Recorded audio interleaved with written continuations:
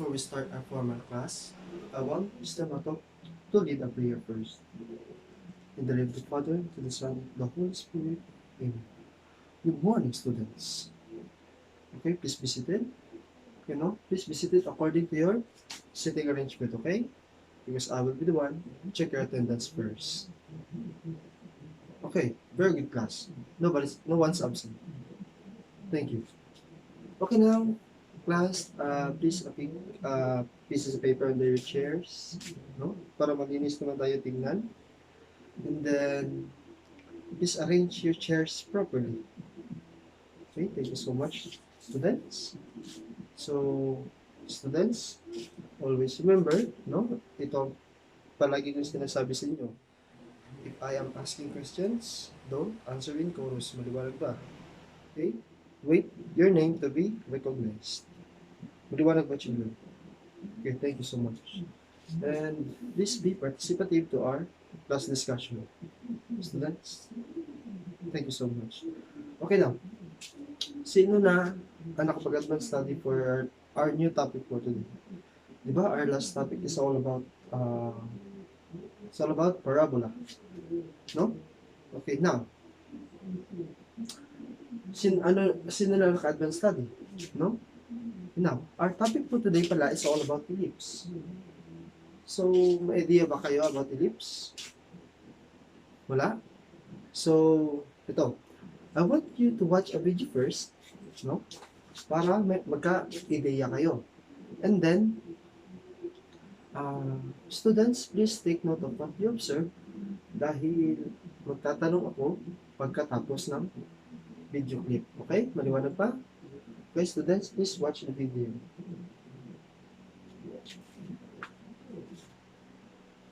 Okay, thank you so much. The video is done. Okay. Now, what can you observe about the video? No? What can you observe about the video? Okay, thank you so much. Another hand. Mr. Kyle. Okay, no? Thank you so much, no? Sa inyong mga sagot. So, titingnan natin if yung observation is tama ba o hindi. No? And now, before we start my discussion, I want you to read our objectives for today. Now, everybody, please read our objectives. Okay, so now, our objective is, at the end of the lesson, the learners will be able to define ellipse, find the foci, vertices, co-vertices of ellipse, and then grab an ellipse. No? So, yan, ang tatlong yan is ang ma-achieve natin sa araw na ito. Okay, now. Pero, no, para ganado tayong lahat, no? So, we have an activity first, no? So, ang activity natin kanina is nakabase siya sa na-observe nyo kanina. So, sabi nyo, na may na-observe kayo. So, titingnan natin kung nanood ba talaga ang lahat. Okay, now, this activity, no, is by pair. So, choose your own pair. No? Kayo na maghanap. Okay? Kompleto na ba lahat? Okay, now. Sige, now. Please get a one-half crosswise, no? And then, please answer this. Okay, now. In our direction is identify the following graphs if it's ellipse or not based on your observation about the video. So, maliwanag. I-identify nyo na siya kung ellipse or not ellipse based sa video na inyong pinanood kanina. Okay, maliwanag ba ko, students? Thank you so much. Okay, no? By pair, no? You can start answering now. Okay, thank you so much. Tapos na ba? So, i-check natin. No? Okay, so check your own papers na lang, okay? Okay, exchange na lang by pair. Okay, now. In the graph, number 1. It is ellipse or not? It is ellipse or not? Okay, very good. It is ellipse. Now, in the second one, it is ellipse or not? Okay, not. Why? Anyone? Okay, Ma'am Kayla. Why? Because it is circle. No? Kitang-kita naman. So, thank you, Ma'am Kayla. So, another one. Number 3. It is ellipse or not? Based on your observation kanina. Okay, thank you so much. This graph is an ellipse. Okay, another one is, the last one is this graph. It is ellipse or not? Anyone? Okay, this is ellipse. No? So, ngayon, nakikita ko na sa inyo na alam niyo na kung paano mag-identify ng ellipse. Kung ano ang graph ng ellipse. But now, ang tanong ngayon is kung saan ba, tingnan natin kung saan ba malulocate ang graph. Either ganito ba? Either ganito ba? Either ganito ba? Ano ba ang ating palatandaan para kung ang graph natin ay malalaman kung saan, kung opening siya, o hindi siya opening. Opening is for parabola. Kung saan ang kanyang oblong form makikita. So, malalaman natin yan into our discussion for today. Now, our topic for today is all about ellipse. No? Ellipse. So, everyone, please follow me. Ellipse. An ellipse is the set of all points P, the sum of whose distance from the two specified points. F sub 1, no? Can you read this as F sub 1 and F sub 2? Is a constant number. Okay, students, please, this is the keyword of this topic.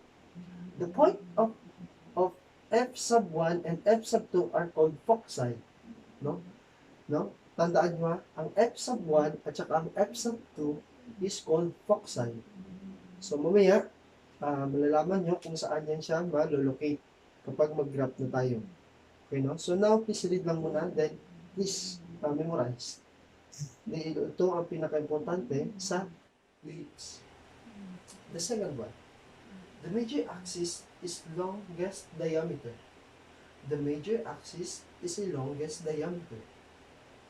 The minor axis is the shortest diameter. The minor axis is a shorter diameter. And for the second to the last, it's semi-major axis is A. Semi-major axis is A. So, tandaan nyo ang A na maliit is ang tinatawag natin ng semi-major. Okay? Then, the last one is the semi-minor axis is B. Ano? Semi-minor axis is B. Okay, now, students, please take note that all cases A is greater than B. And remember the Pythagorean theorem, which is A squared plus B squared is equals to C squared, no? Ang ginamin dito guys na ang A is always greater than B. So, hindi, walang instances na mas malaki si B kaysa kay A, no? Since the definition says is all cases A is greater than B. Okay, maliwanag ba? No? And then please, please remember the Pythagorean theorem. Dahil paggagamit yan dito sa ellipse. Alam kong alam nyo na yan ang Pythagorean theorem sa grade 9 nyo, is tatakil nyo na yan. Okay? Pythagorean theorem is what is the formula? A squared plus B squared is equals to C squared. Diba? Ganun lang, diba? Or C squared is equals to A squared plus B squared. Yun ang Pythagorean theorem. Take note na dahil magagamit nyo siya. Okay now, ito na yung sinasabi ko kanina, no? Kung paano natin malolocate ang ating ellipse, no? For this one, if ang center natin is in 0, 0, then our equation is x squared over a squared plus y squared over b squared is equals to 1. Our graph is ganito siya. Our graph is ganito siya. So, ulit ha, if ganito ang equation, x squared plus x squared over a squared plus y squared equals to over b squared equals to 1, ang graph natin siya is ganito. No? Please take note. No? Then the second one is, another one is 0, 0. Ang center pa rin. X squared over b squared plus y squared over a squared is equals to 1. Pag ganito naman ang equation niya, ganito na naman ang kanyang graph. No? Parang pahaba. Yung isa kay na is pahiga, itong isa is pahaba. Sir, ano ba ang kaibahan nila? Okay, no? Very good question. Ano ang kaibahan nila? As the first equation is, si A is under kay x. X squared over a squared. At yung kanina naman, ang A is under na siya kay y squared. So, yun ang kaibahan nila. So, no, titingnan nyo talaga kung ano ang mas malaki. Si A ba or si B? But always remember, is A is greater than B. No? Walang instances na maging malaki si B kaysa kay A. Maliwanag ba? Thank you so much. Okay, now, for the third equation, if our center is given, no, HK na ilalagay ha, ang meaning ng HK is the vertex are given. No? If the vertex are given, the equation is x minus h, quantity x minus h squared over a squared plus quantity h minus h squared over b squared is equals to 1. So ang graph natin siya is pahaba. Pahaba. Pero ang naging kaibahan niya, pag once given na ang vertex, no, parang ang kanyang pahaba is parang, tingnan natin ha, nasa quadrant 1 siya. No? This is quadrant 1, di ba? Alam niyo naman yung malocate kung quadrant 1, 2, 3, at 4. No? Parang nasa quadrant 1 siya. If ganito ang equation.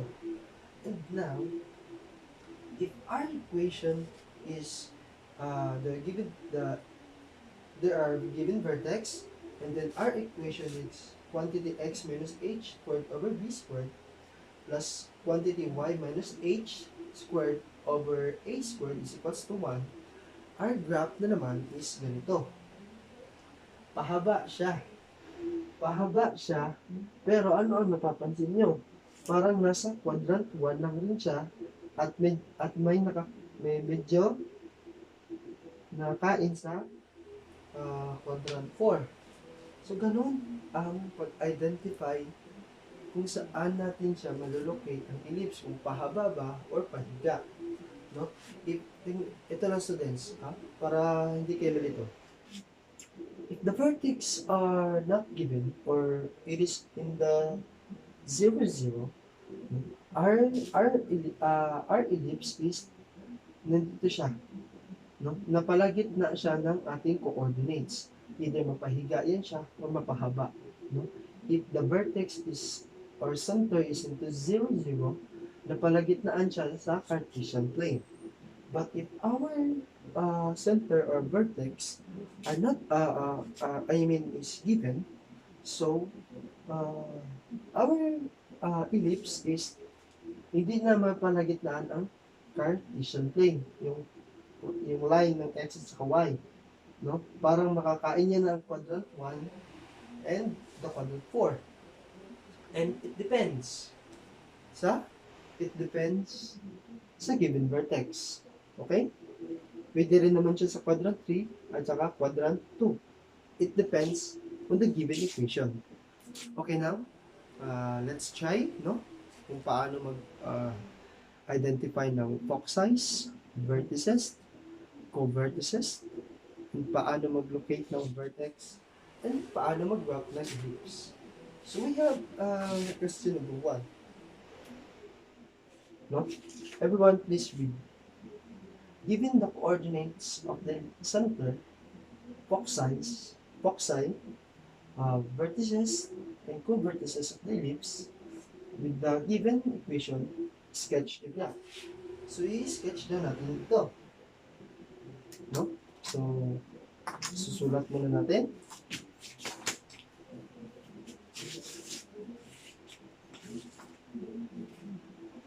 Uh, our question is x squared over, ano? X squared over 25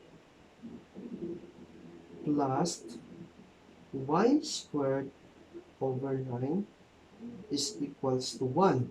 Okay, now, the first step to do is to analyze the equation. No? I-analyze nyo ang equation. If saan malolocate ang form ng ellipse. Since RA is greater than, no? A is greater than,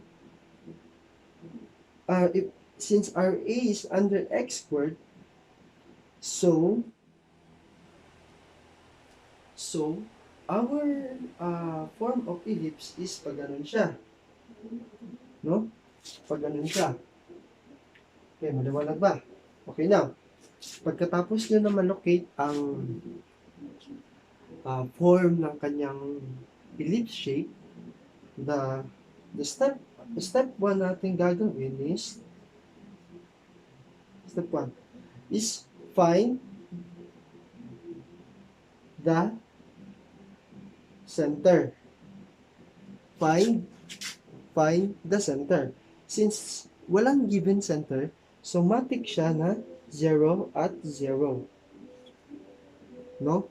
And then step 2. Step 2. Ang step 2 naman is hahanapin natin ang value ni A, B, at saka ni C. No? Hahanapin natin ang value ni A, B, at saka ni C. So, since given naman siya, so, di ba sabi ko is laging tandaan nyo ang Pythagorean theorem. Our Pythagorean theorem is A squared plus B squared plus C is equals to C squared. Is equals to C squared. So, ang ating A is, uunahin muna natin si ating A, no? A natin,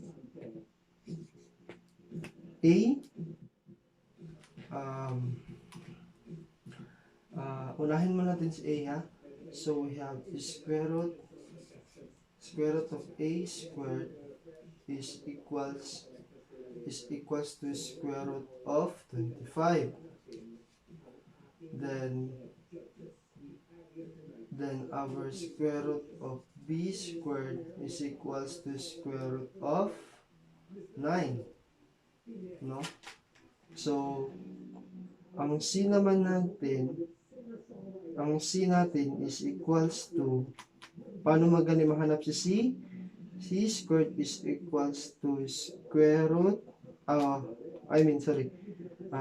A squared plus B squared. So, ang A natin dito is equals to, A is equals to 5, no? A is equals to 5, and then B is equals to 3. Square root, no? Cancel. Square root of 25 is 5. Square root of 9 is 3. Now, dito na naman. So, magiging minus na pala to siya. Minus na kasi tinranspose na natin siya.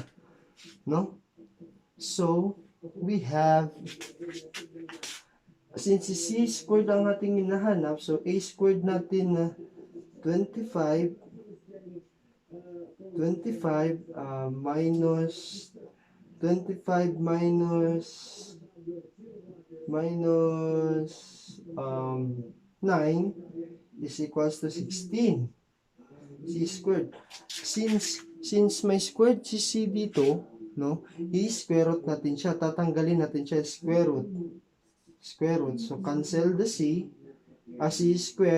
Si exponent na 2. So, ang square root of 16 is 4. So, lagi niyo yan siyang tatandaan. So, ito na. Nakita na natin si A at saka si B. No? Magpapalit muna tayo ng pen. No? So, nahanap natin. So, meron tayong A is equals to 5, B is equals to 3, C is equals to 4. Then, pag nahanap nyo na ang value ng A, B, at saka ng C, no? So, proceed na tayo sa graphing. So, paano ba mag-graph ng ellipse? So, madali lang yan. Okay, now. Diba? May given tayo kanina na A is equals to 5, B is equals to 3, and then C is equals to 4. Ito lang yan siya. Ang vertex natin kanina is at 0, 0. So, ito na. Vertex natin. 0, 0. So, now, ang C natin, guys, no, students, ang C natin is yan ang distance na ating i-move from the vertex. No? From the vertex. No? Okay, now, since our equation is nakapag ganito ang parabola niya, ang ellipse niya, so, we move 4 to the right, to the left, and to the right. So, 1, 2, 3, 4, dito. Then, 1, 2, 3, 4. So, dito. So, okay, maglapit ako kaunti ha. Dito. So, now, itong si A is ito ang longest diameter. Ito ang longest diameter. Si A. So, from vertex, i-move natin siya ng 5. From right, left, and right. So, 1, 2, 3, 4, 5. So, ito na siya. 5. And then, 1, 2, 3, 4, 5. 5. Then, ito namang si B, yan ang ating shortest diameter. So, 3. So, from the vertex, siya i-move natin up and down. So, 1, 2, 3. And then, 1, 2, 3. And then, pag na-plot nyo na lahat, meron na kayong, and then form an ellipse.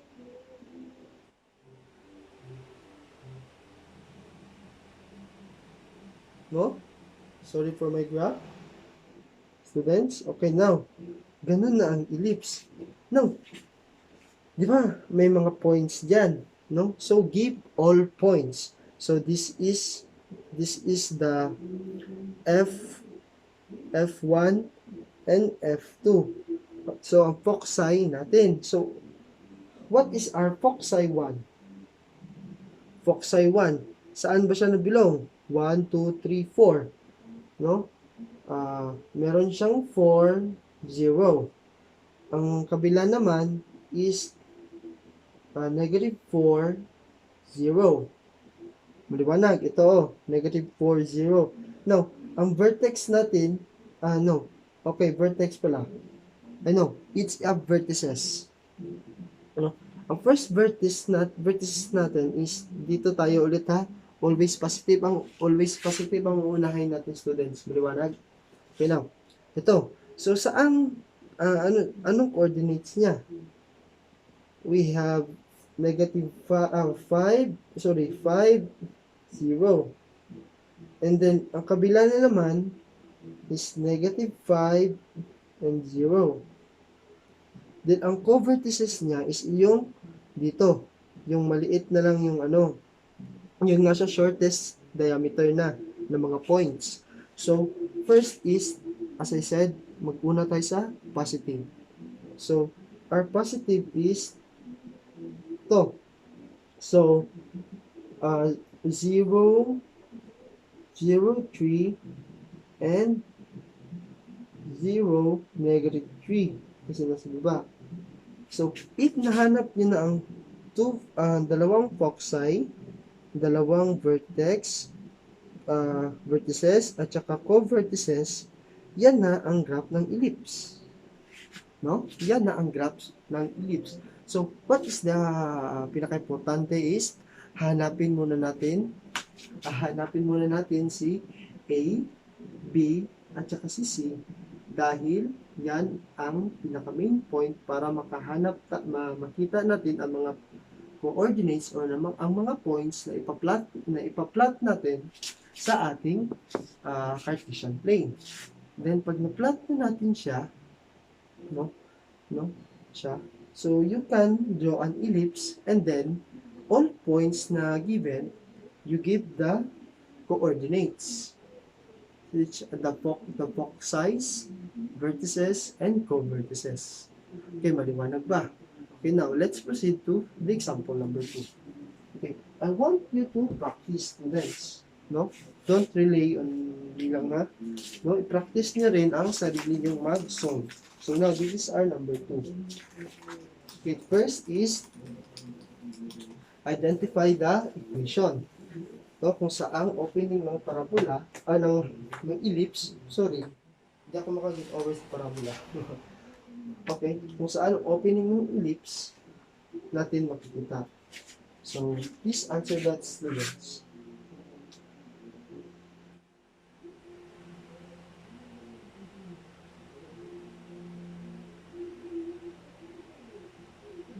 Okay, now, this is our given number 2. Ano gani yung first analyze? Since A is under kay y squared, so ang r parabola, r ellipse is pag ganon, ellipse form, pag ganon. Yan na, so na-identify na natin siya. So on the second step is the vertex. So ano ang vertex natin? Or ang center? Sorry, center ang ginamit ko. Center.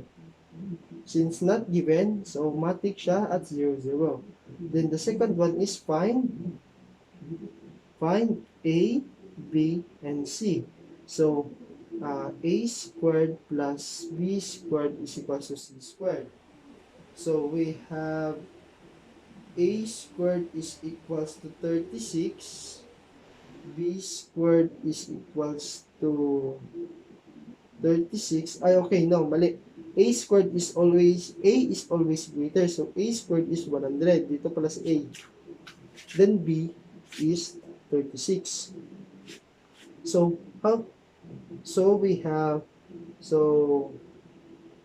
squared. Tatanggalin natin yung exponent na 2.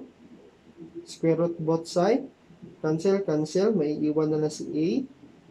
A is equals to 10. A is equals to 10. Then, cancel. B is equals to, what is the square root of 36 students? Is 6. Very good. Now, nakuha niya. Pagkatapos niyan is ang C. No? Ita-transpose na natin dito, si C. Si C squared. To find C squared, we have A squared minus B squared. No? A squared minus B squared. So, C squared is, ang A natin is 100 minus 36. So, ilan yan siya? 100 minus 36. 100 minus 36, 0, 9, 10, 4, 64. No? It's 64. Then, para maalis itong si exponent na 2, we have to square both sides. Then, cancel. So, C is equals to 8. So, now, na-locate na natin si A, B, at saka si C. So, let's proceed to the graph.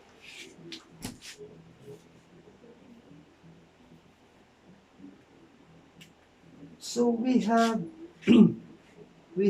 A is equals to 10. B is equals to 6, then C is equals to 8. Ano siya? So, again, ano yung vertex natin kanina is at 0, 0. Ang C is ang distance na i-move natin, no, to find the foci. So, from vertex, since our ellipse form pa ganon, pahaba, pataas at saka pababa na naman natin, idadagdag si C. So, we have 8 move. So, 1, 2, 3, 4, 5, 6, 7, 8. Then, 1, 2, 3, 4, 5, 6, 7, 8. Pagkatapos dyan is the major axis or the longest diameter. So, 10. So, 1, 2, 3, 4, 5, 6, 7, 8, 9, 10. 1, 2, 3, 4, 5, 6, 7, 8, 9, 10. Okay, now, again, the shortest diameter, 6. From center, 1, 2, 3, 4, 5, 6. And then, 1, 2, 3, 4, 5, 6. Since na-plot nyo na lahat, you may draw your ellipse. No? So, yan ang kanyang form. Since, again, if na-plot na, so we have points. So, ilolocate natin kung saan siya. Saan ang ating focus? Ang foci 1, ang F1 tsaka F2. Always start at positive. Ito, F1. So, we have 1, 0. Ang X natin, 1, 2, 3, 4, 5, 6, 7, 8. So, we have 0 at 8. Ang kabila naman is 1, 2, 3, 4, 5, 6, 7, 8. 0 at negative 8. And then, ang vertices natin, guys, is ito. Unahin muna natin yung longest diameter. So, 1, 2, 3, 4, 5, 6, 7, 8, 9, 10. 0 at 10. And then, 1, 2, 3, 4, 5, 6, 7, 8, 9, 10. 0 at negative 10. So now, ang co-vertices is yun ang ating shortest diameter. So we have always start at positive, 1, 2, 3, 4, 5, 6, 6, 0, and 1, 2, 3, 4, 5, 6, negative 6, 0. So, na-plot na natin lahat. So, yun na ang graph ng ellipse. No? So, na-achieve nyo na kung na-achieve na natin yung ating objectives. Alam nyo na kung paano i-define ang ellipse. Alam nyo na kung paano i-define ang foci, vertices, at saka co-vertices. Okay, now, any questions? Students, excuse me. Any questions? Clarifications? Wala na? Naintindihan na ba kung paano mag-locate ng ellipse? Mag-find ng foci, vertices, at saka ng co-vertices? Alam niyo na ba kung paano, kung saan ang form ng kanyang ellipse? No? So, students, ang isa lang ang masasabi ko, please memorize yung equation of ellipse. Dahil doon nyo lang babasehan kung saan mag-round form ang ellipse. No? Either pahaba or pahiga. No? Oblong shape kasi yung ellipse. So, any question, clarification? Wala na? Okay? Kung wala na, so, let's test. No? Iti-test ko kung talagang naintindihan ko yun. Okay, now, let's an activity. Yung ka-pair nyo pa rin kanina, by pair pa rin tayo. So, no. This is our direction. Find the foci, vertices, and co-vertices in a given graph. No? Since, given na ang ating graph. Ang gagawin nyo is, ilolocate nyo si foci, vertices, and co-vertices, and in the given block. Okay, by pair, your activity starts now. Okay? Okay, time is up. Tapos na ba lahat? Okay? Thank you. Please pass your paper because I am the one who check na lang yan. Okay? Okay, thank you so much. Okay, now. Any question clarification? Wala na ba talaga? Okay. Okay, wala na. Okay na. How do you find ellipse? Ellipse is pointed or not? Mm-hmm. Thank you so much for your answer. Mr. Ambe, thank you so much. Sir Mato, thank you so much. Ma'am Ivy, thank you so much, ma'am. Ma'am Pudos, thank you so much. Okay, now this is for the last one. Give me a scenario, in which a specific scenario in which ellipse are being used.